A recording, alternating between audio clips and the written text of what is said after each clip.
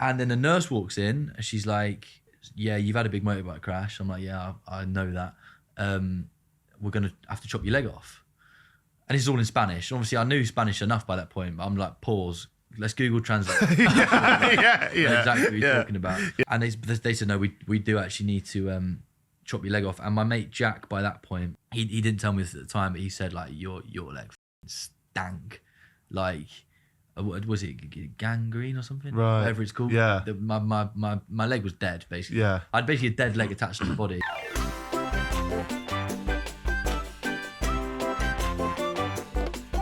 So, Luke, what was the trip that you were on when you ultimately had your crash then? That was coming down from Texas to... I was doing Texas to Antarctica.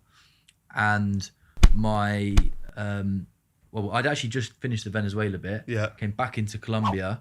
And I was driving down to Ecuador. Right. Through the Andes, but not in the same period on that story where I was telling you earlier I started crying. It was just a stint to get back to Medellin. And I set off really early in the morning and set off at like 3 a.m. or something. I don't know why. I just woke up early that day. Yeah. Set off. It was just a normal day on the bike. How many hours would you do a day on the bike, roughly? It depends. Some days I'll do like monster stints. Yeah, right. I'll do like 16 hours or something. Just if you're just driving through barren land, because it's big. It's not like here, if you drive for 3 hours, you're in Nottingham. Yeah. There, you can drive for hours and hours and hours, and you're just nowhere still. Did you have like a target on the map that you wanted to reach, or was it like once I see something worth stopping at, I'll stop? Normally, I'd have a target to reach like that in the next 3 days, maybe, or something. But it wasn't like that. Tonight, I'm going to stay in this town. It would just be when I arrive somewhere that can accommodate me, I'll stay. Right. But that day, I actually was going to go back to Medellin, and then I was staying up in the north. Drove down through some of the small little villages and towns before the mountain, stopped for petrol at like 5:30 a.m. and sent a picture to the lads group chat like, oh, and they're like, oh, well, you're up early. And that was basically the last proper memory I've got before the crash. Right. What was the photo of? Just me like smiling. Oh, right. Yeah. Okay. What, so your last memory wasn't even on the bike, it was off the bike messaging your mates as you're filling up? So after that, everything strays into almost like a weird dream type scenario. Okay. It's trying to remember a dream from 2 weeks ago. But I do remember after the petrol station, and I've got no idea if this has played a part in everything, but I do remember there being a bit of wiggle room my back wheel kept slipping out. And I don't know if there maybe like a tanker had filled up at the petrol station and was spewing oil over the road. I don't know. That's one of the theories I've come up with. Right. But I kind of remember that a little bit, and then I have this memory, and I can never explain it into words, but I have a memory of the feeling, the moment of the crash. I remember the feeling, but I don't remember what caused it. Is this what, pain or? No. The fear? No, the fear. Like, have you ever been in a car or something when one of your idiot mates is driving or something, you're like, fucking hell, we're about to go off that, and then they save it. Or that feeling of, I can't actually... It sounds like a shot of adrenaline, isn't it? But times I feel weird even speaking about it. I said earlier, go back to that. Yeah. My brain's like, what are you doing thinking about that? Yeah. It's like that shot of adrenaline, but times a million. Right. Like the most intense, vivid thing ever. And I can feel that feeling in my bones still when I think about it. Wow. Like just that moment before the crash. But I don't know if it's because there was a lorry on my side of the road. I don't know if it's because my back wheel skidded out and I just went flying through the air. Yeah. But the moment before the crash, I remember what that felt like, but I don't remember the actual thing itself. Fucking hell. Yeah. That's powerful, that. Yeah. Whereabouts are you? Are you on are you in a mountainous road? What, are you on a gravel track? Like what? I was on a road. I was on a proper road. Right. But I don't know. What, like a motorway or like a... No, it would have been a sort of like local... Here would be the equivalent to like a B road. Okay, right. And I remember... So obviously remember that feeling. And then the actual first thing I remember with like images as well, because there's no image connected to that. It's just a feeling. Yeah. It feels weird me even saying this because it's like, it's really hard to explain remembering a feeling because I've never done it before. Yeah. But the next thing I remember with like an image, it's an actual memory, was I feel like I was sort of in a ditch and the road was like up there, like kind of up above me. Okay. And I feel like there was someone with me who, if I had to guess, was maybe like mid-30s Colombian man. Right. But if he was sat here, I wouldn't be able to tell you what he looked like. Right. What is this the guy that found you then, or I don't know. It could be someone that found me. Could be someone that ran me over. Could be someone that I've no idea. I think it's someone that found me. But again, I'm basing this off like nothing really. But then because he didn't then stay with you at the hospital or anything, obviously. Well, wasn't in a hospital. So that's the next thing I remember, which was there was I was on maybe a bed or a trolley or something. Right. I don't know how I got it there, but I remember there being a wooden roof. And weirdly, I don't remember any of the process of getting there or of getting out the ditch or any of that shit. But I do remember thinking to myself, I know I'm really fucked up, but I'm somewhere with a wooden roof. This can't be a proper hospital. Like I have that. That's an actual memory. I actually remember that, and I was like, oh fucking hell, there's a wooden roof. right? Can't be good. And then the next memory I have, and I weirdly, when I said I might one day remember stuff, there's one memory that has come back to me, but the one I remembered previously anyway was there was a woman there, and I remember just saying to her like, quiero dormir, like I just want to sleep. Okay. I don't want to be a part of this. Yeah. Like, I remember just thinking, I don't want to be a part of this. Yeah. Like, if I die, I die. If I live, I live. I just like someone else can just deal with this. Yeah, right. It's weird to say because Yeah. it's me trying to stay alive. Yeah. And then they tried to chop off my motorbike trousers, and I also remember thinking to myself, like, have fun getting through them. They're fucking strong. Right. Like I never get any hate on the internet, which Yeah. is quite nice. But the only thing I do sometimes get is people like, "Oh, you should have been wearing gear." I was geared up to the eyeballs. Had my helmet, jacket, motorbike trousers, boots. But the crash was obviously just such big impact. It's not going to a pair of trousers aren't going to stop that. Yeah, there's Yeah. only so much they can do. So I remember them chopping my trousers off, and the memory that's come back to me since was I must have somehow unlocked my phone or something, and they were like saying, "Are you with anyone here?" And I said, "Jack is in Colombia." And Jack only weirdly spoke to me about this recently, or maybe I just forgotten about it when he told me the first time. But he was on the phone to me, and he said, "Oh, how to you, mate?" And this was in the place with the wooden roof, and I just went proper fucks. and at the time, I hadn't that memory's not been in my brain for like 6 months, and maybe like 3 months, 2-3 months ago, he was like, "Oh, well, yeah," because when we spoke when you were in Amputate, which is the local province, I was like, "Wait, we spoke," and I'm sat there like, I remember it.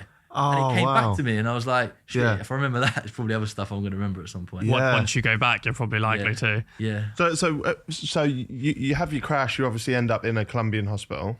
Yeah, so I end up in this clinic Right. in a real small town, a population of like 2,000 people. Right.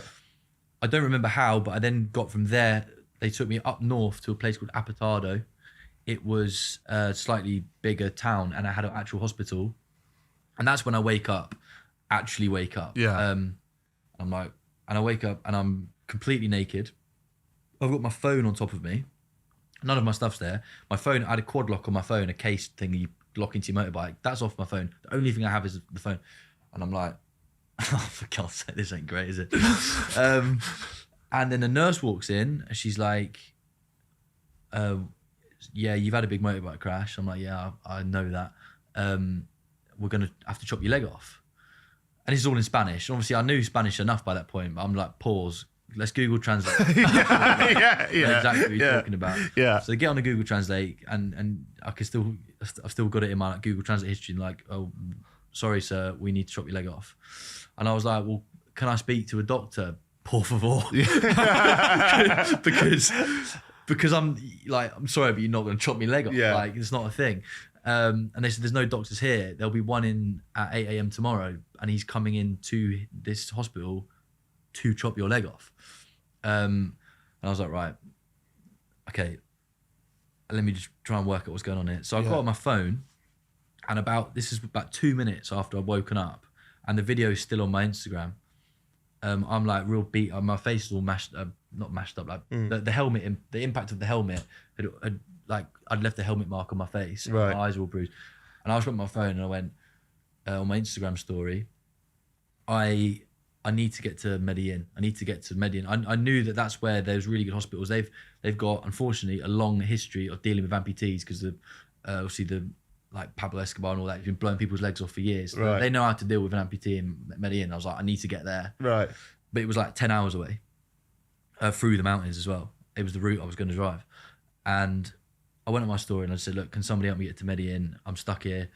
And through the motorbike community, someone managed to find an ambulance. It was 4 hours away. And then it was like, how do we pay for the ambulance? Well, they need they need to be Banco Colombia transferred. So you need to be a Banco Colombia customer.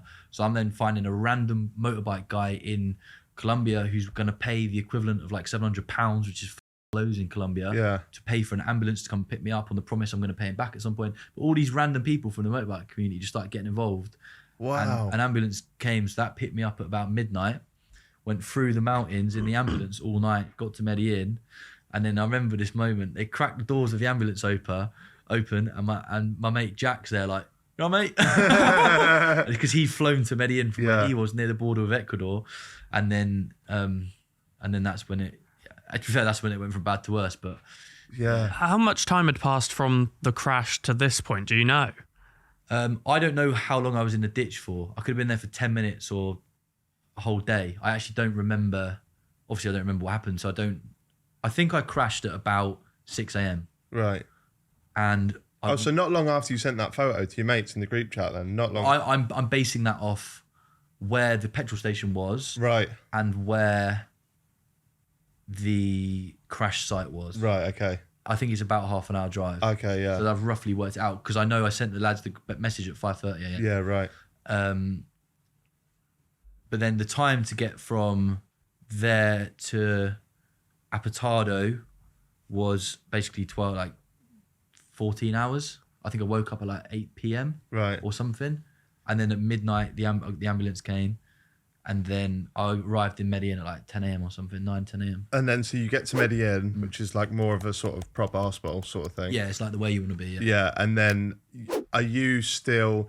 Because obviously at that point you're kind of in a bit of denial about it, aren't you? Like, you're not taking my leg or something like that. Well, yeah, denial or just... I knew in that moment, if I didn't do everything I could to save my leg, I'd regret it forever. Yeah, right. Because if somebody ever turned around to me and said, mate, you could have saved that, I'd have been like, you idiot, you should have gone and tried harder to go and save it. Right. So I just I was in the mindset of, I wasn't sad, wasn't upset, wasn't emotional, didn't cry. I was just like, sort this out. Like at the time, those emotions came later on. Yeah. But in that moment, it was just, I need to do what I can to promise myself in the future I've done what I can to save my leg. So anyway, they had like a really good vascular surgeon. And because at the time they said to me that the arteries were severed, and they said to my parents on the phone through the embassy that they in the other place, if we don't chop his leg off now, he's going to die because all the arteries were supposedly severed. But I sort of didn't ignore them. I was just like, nah, we're saving the leg, we're saving the leg, saving the leg. Mm-hmm. And I was so stubborn and insistent on it. They then put a cage on it that basically, I don't know if you've seen these cages. They actually they're external, but they go into the bone, and they're meant to like give the leg a chance to do something. Right, okay. I think they were just doing that to appease me, to be honest. Oh, really? I've later seen x-rays of it, and you can't make up bones in the foot. It's just smashed. What? Yeah.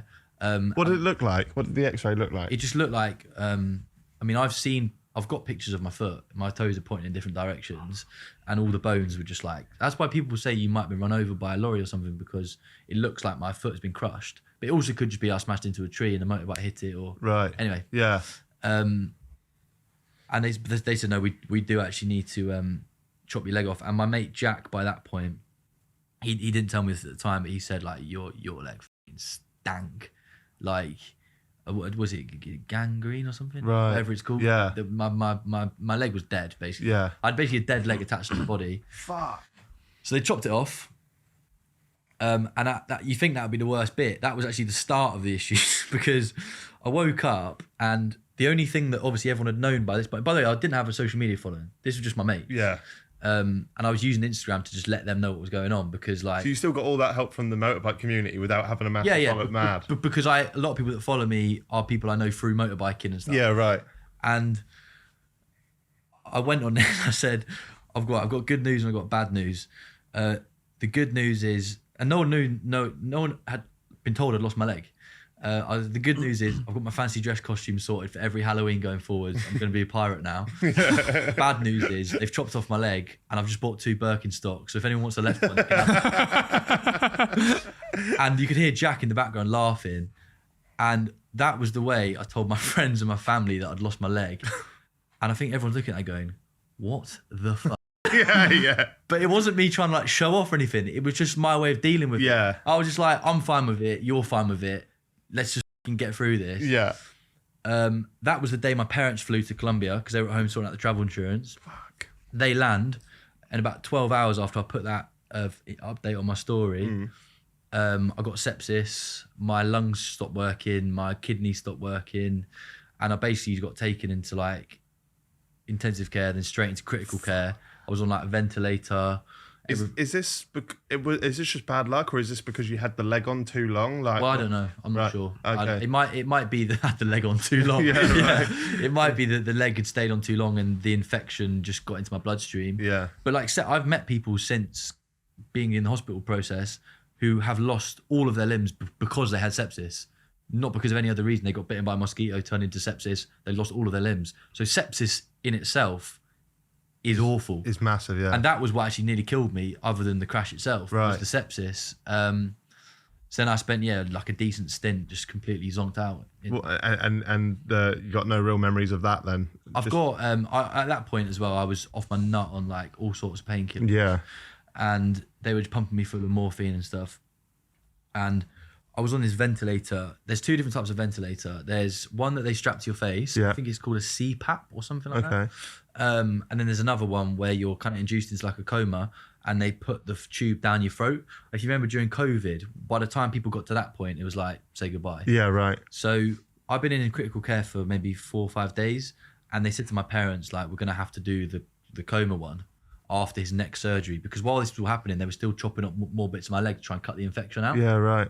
And but I was on the CPAP thing, and there was this moment where I remember all of a sudden being like lucid and aware of what was going on, and I tried to breathe, but I wasn't breathing. My mask was doing the breathing for me, so it was going like, not like an oxygen mask. It's actually doing your lungs. So I tried to breathe myself, and I got this insane feeling of nausea, like head to toe, just feeling like I was just going to be sick. Yeah. And then I literally just like kind of chundered in the mask, and my dad saw it and ripped it off my face. But this whole process like sobered me up in this moment. Yeah. I went from being completely out of it to feeling like sober and like aware of what was going on. And I was like, oh, you're right, Dad. Yeah. Like, and then we had a conversation, and this is then how all this Instagram stuff started. Because right. by that point, I hadn't actually put anything on my Instagram page. Yeah. I put a couple stories up to let the lads know what was going on and my family. And my dad said, look, mate, obviously people know you've lost your leg. No one knows what's actually happening now, but everyone you've ever met is contacting me, Jack, your mum, your brother. Like, what do you want me to tell people? Like, we didn't want to go and tell people necessarily stuff without you knowing. And I was like, look, you know the code to my phone. Go on my Instagram, just take a picture or a video of what's going on and just write it, and all my friends will see that. And it means you don't have to reply to people. Yeah. And whenever you want to put updates on there, do that. Let my friends know what's going on. Yeah. So my dad put up a video, like a 5-second, 10-second video of just me, like every single limb that I've still got covered in bandages, like the mask on my face, wires everywhere. And just wrote a little thing underneath it like, it's Luke's dad here, he's fucked. He's fucked. Yeah. Yeah. It's like, hopefully he'll be all right. Thanks for your messages. See you later. Yeah. And then that got like, on Instagram alone, like 30 million views. It just blew up. Like, because strangers started seeing it. Wow. And were like, oh, bloody hell, like what's happened to him? And, yeah. and then obviously I didn't create content. Yeah. It wasn't a thing. My goal has never been to be a social media person. I don't really give a fuck about doing that stuff. Yeah. It's turned into a thing now, which I'm hoping is like a force for good. But at the time, my social media was a few photos of me traveling, maybe like 3 reels, which were just me ripping it around the desert on my motorbike. Yeah. So people have gone from like, oh, well, who is this person? And it's like, oh, he's just like a fucking random dude and he's motorbiking around and now he's nearly dead. And then that's kind of how all that started. Do you like that element of it now, that side of it, social media side, or are you still not too fast? At the start, my view on social media has always been very negative. Right. Like, I think it's just a place where you go to show people, oh, I got a new car. Yeah. I'm on holiday. But you just see the highlights of everyone's life. Yeah. In this microcosm of like, oh, look at me. And everyone just feels shit looking at it. Yeah. And like nowadays, there's so many people that say they're depressed. Truthfully, I think it's just because they're all watching the highlights of everyone else's lives thinking, my life's not that interesting. Yeah. So I've made it sort of my mission to share all of the stuff. So like I had a really tough January because I couldn't wear my prosthetic because I overdid it on it. I was in a wheelchair. For the whole month, I was like just in a bit of a low mood. I just couldn't. I just couldn't be myself, and I made more videos in that month than I've done before. Right. I was just using it as like an open journal. But like when I'm sat there in my pants, I'm not thinking there's millions of people watching the video. Yeah. I'm just writing a journal, say it, put it with a few clips, post it, and then people come up to me in the street, which has been like nice but also kind of strange. Like, oh mate, I've seen your stuff. I've been going through a really hard time. My girlfriend dumped me. My dad died. This happened. That happened. I saw your stuff, and it almost put it into perspective. And like, thanks. And I'm like, yeah. cheers. Yeah. Well, is it? So would you say you use social media as a journal now? Then is that your an open journal is the way I describe it. Right. I don't want it to turn into. Obviously, I don't want to be forever just talking about my leg and my accident. Yeah. I'd like to now use it to go out and potentially, and I've done it a couple of times with other people, like share other people's stories and show like traveling and this and that, and use it to set up the charity, which you mentioned earlier. But the idea of it just becoming, like I said to you earlier, I don't know if it was on the podcast or not, but when I get a badge at events that says influencer or content creator, I'm like, nah, I'm not wearing that. Because it's like it's got connotations. It's just not me. Yeah. Yeah, no, me. you come across as somebody who's very, very honest and very open and stuff like that. And like from our experience in this world, like that is kind of the opposite of what influencers are. Like influencers are very fake and very forced. It's kind of what I built my whole sort of career on, was taking the piss out of influencers and stuff. So you are far from that. Well, it's like I'm not trying to influence people to do anything other than just live their life. Yeah.